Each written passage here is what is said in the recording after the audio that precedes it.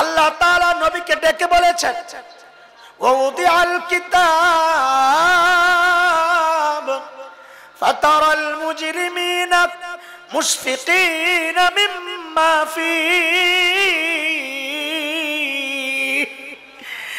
নবী আমার, আপনি দেখবেন আমলনামা যখন পেশ করা হবে, আপনি দেখবেন অপরাধীরা ওই আমলনামা দেখে ভয়ে থরথর করে কাঁপতে থাকবে,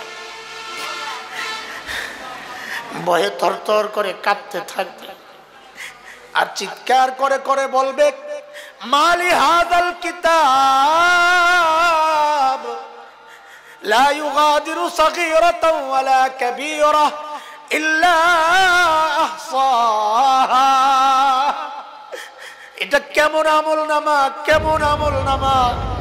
আমার একটা ছোট গুনাহ দেখি ছোট নাই, একটা বড় গুনাহ দেখি ছোট নাই, সব লেখা হয়ে গেছে। এখন আমার উপায় কি হবে?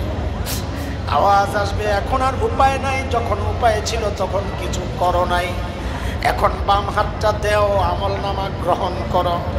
আহারে হাদিসের কথা, বাম হাত কেমনে দিবে?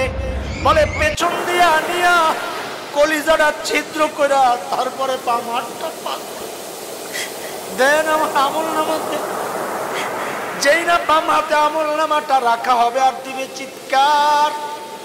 সূরা হাক্কার মধ্যে মালিক বলেন ওয়া আম্মা মান উতিয়া কিতাবাহু বিশিমালিহি ফায়াকুলু ইয়া লাইতানি লাম উতা কিতাবিয়া ওয়া লাম আদরি মা হিসাবিয়া ইয়া লাইতাহা কানাতিল কাদিয়া মা আগনা আন্নি মালিয়া হালাকা আন্নি সুলতানিয়া। বাম হাতে আমলনামা পাইয়াই দিবে চিৎকার আর বলবে আরে আমলনামা যদি আমারে না দেওয়া হইতো, আমি জানি না এখন আমার হিসাব কি হবে। মৃত্যু পর্যন্তই যদি সব শেষ হয়ে যেত তাইলে তো আজকে আর এই বিপদে পড়ি না। ও দুনিয়ার টাকাওয়ালা, দুনিয়ার টাকাওয়ালা, আজকে টাকা দিয়া বিচার পাল্টাও। সেদিন চিৎকার করে করে কাঁদতে হবে আর বলতে হবে মা আগনা আন্নি মালিয়া, আমার মাল তো আমারে বাঁচাইতে পারতেছে না। ও দুনিয়ার ক্ষমতার দাপটওয়ালা, ক্ষমতার দাপটে বিচার পাল্টাও।